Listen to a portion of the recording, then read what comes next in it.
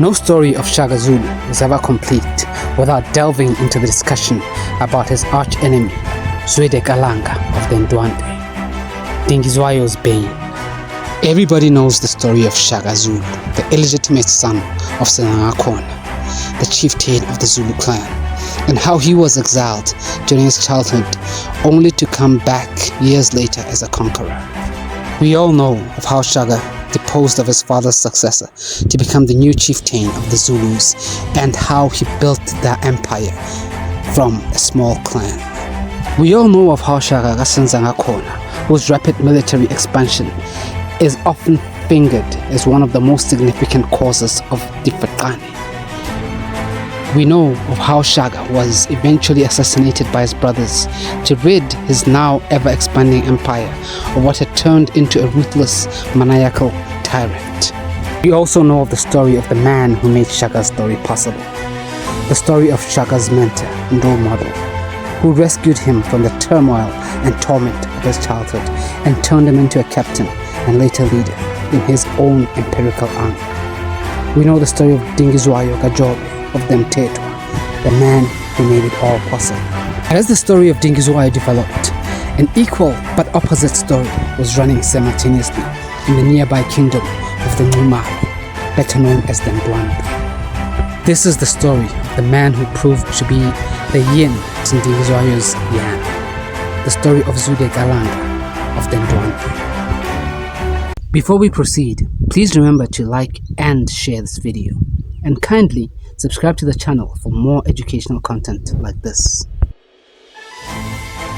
Zwide, the formidable king of the Ndwandwe, was a force to be reckoned with. His ambition and ruthlessness cast a long shadow over Southern Africa, shaping the destiny of many, including the visionary leader Dingizwayo.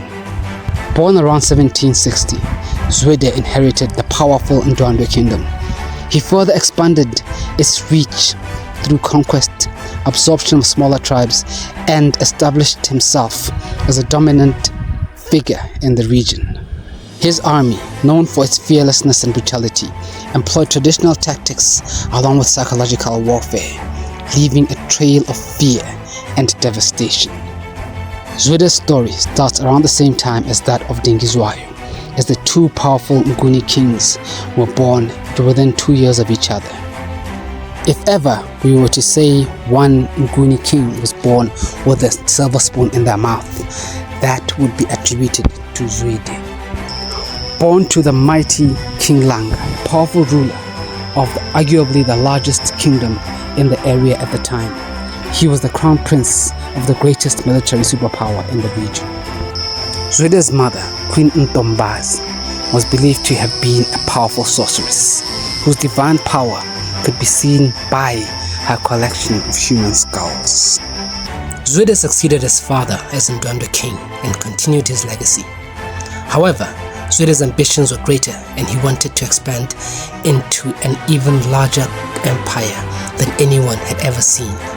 Zwide's tactics were harsh and brutal, and he was often depicted as being cruel to his captured or conquered enemies. Zwide inherited his Ndwandwe throne from his father in 1805, and he quickly set about his consolidation of power. He expanded his kingdom through conquest, absorption of small tribes, and assertion of dominance over the region. His army was known for its fierceness and brutality. They employed traditional tactics like assegai and shield, but they also incorporated psychological warfare and tactical retreats to demoralize the enemy. The very mention of his mother's name and her collection of human skulls and her immeasurable magical abilities was enough to scare away any would-be challenger. Zwide also made use of diplomatic marriages to fasten relationships with would-be enemies. Most notably were the marriages of his daughters to Sobhuza, the king of the Swazi, and Mashobana, the king of the Khumalo, who would later become known as Ndebele under his son Mzilikazi, and the marriage of his sister to his nemesis Dingizwayo of Mfecane. These attempts at joining their peoples through marriage never seemed to work, as the rivalries only seemed to get worse with time. resulting in, among other things, his execution of his brother-in-law Ndwandwe and one of his sons-in-law, Mashobana of the Khumalo, as well as the freeing of the remaining son-in-law, the Swazi king Sobhuza, with his people from the vicinity of Zwide. Rise to power inevitably clashed with Ndwandwe's vision for a united Nguni kingdom. The two rising powers had several skirmishes, with alternating victories proving that Ndwandwe was well on his path to establishing himself as a superpower that can match the Ndwandwe. In one of their battles, the Ndwandwe were able to capture Ndwandwe as a prisoner of war and subsequently executed him. Some say this was as a result of Shaka's betrayal of Ndwandwe by not coming to his aid during the battle. Ndwandwe and Shaka were not on the same page when it comes to the treatment of their enemies and other rivals. While Ndwandwe wanted a peaceful coexistence with his conquered enemies, Shaka, on the other hand, just like Zwide, believed that enemies should be vanquished. Whatever the cause, this chain of events resulting in the death of Ndwandwe resulted also in Shaka taking over the reins as Zwide's arch-enemy. Zwide's first significant clash with Shaka was in 1818 at the Battle of Oki Hill. Although Shaka's forces were able to hold their own, this was a clear demonstration that they were still far from matching the Ndwandwe's power. This encounter served as a wake-up call for Shaka, prompting him to further redefine his military tactics and be able to strengthen his army to be in a position to take on the likes of Zwide. The two rivals met again in 1820 at the decisive battle of Mhlathuze River. Zwide, overconfident in his army's strength, underestimated Shaka's ingenuity, leading to the crushing and defeat of the Ndwandwe. This defeat marked the beginning of the end for Zwide Galanga. His once powerful kingdom fractured, with Zwide and his remaining followers fleeing northward. This forced migration of theirs had a significant impact on the region, triggering a domino effect of displacement and warfare. They left a trail of corpses and blood, both on their initial escape and on their eventual return to reclaim their homeland. In the wake of the power vacuum that resulted from the fall of the mighty Ndwandwe, several ambitious leaders also tried their hand at building similarly mighty kingdoms to rival Shaka in the south and Sobhuza in the north. This was arguably the beginning of the Mfecane or Difaqane. Zwide is also remembered for his fierce rivalry with his latest son-in-law, Ngwane Kandungunye, better known as Sobhuza I of the Swati. The hostile relationship between Zwide's and Ndwandwe's and Sobhuza's Swati were almost as bitter as the relationship that he had with Ndwandwe of the Mthethwa. These three kings are said to be related in blood. Although Zwide's relationship with Ndwandwe is not immediately clear, Sobhuza's great-grandmother was born an Ndwandwe princess. Similarly, he married another Ndwandwe princess in the person of Zwide's daughter, Tsandzile, creating a short-lived end to the hostilities between the two great Nguni kingdoms. Eventually, the Swati were forced to migrate north to establish their capital in modern-day Swaziland, or Eswatini.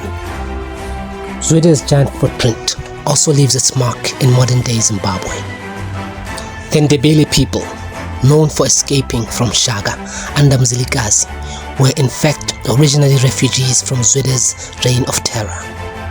After Zwide's execution of Mzilikazi's father, Mashobana, who was the king of the Khumalo people as the Ndebele were known back then, they escaped to Shaka's domain to seek refuge from Zwide.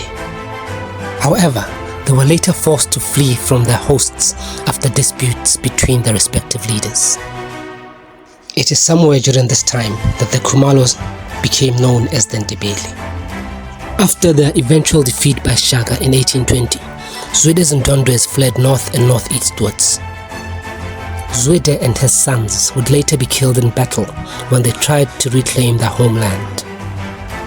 Other Ndwandwe leaders scattered with their peoples and united or allied together, forming new kingdoms, most notably the Gaza or Gasa, of Soshangana in modern-day Mozambique and Zimbabwe, and the Angoni or Ngoni of Zwide of Ndwandwe, much further north in Malawi, whose influence has even reached at one point Tanzania.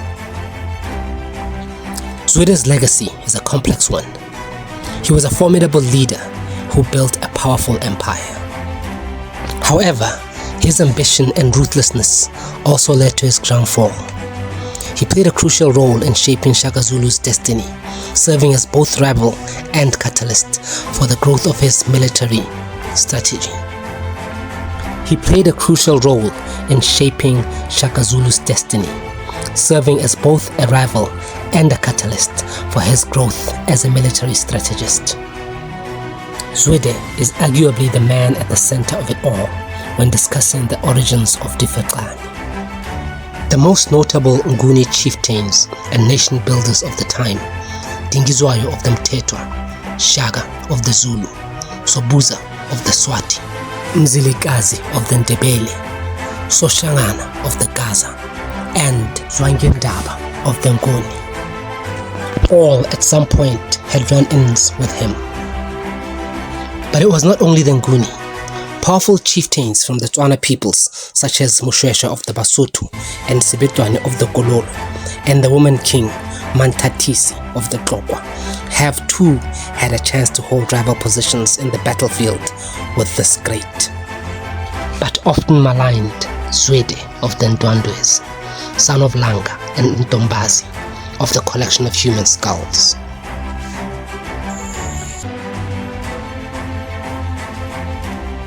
The descendants of the Ndwandwe are sometimes referred to as Bakalanga, the people of Langa. Bakalanga should not be confused with Bakalanga, which is a completely different ethnic group from amongst the Shona, while the Bakalanga are from among the Nguni. Like this video and subscribe to this channel for more such content.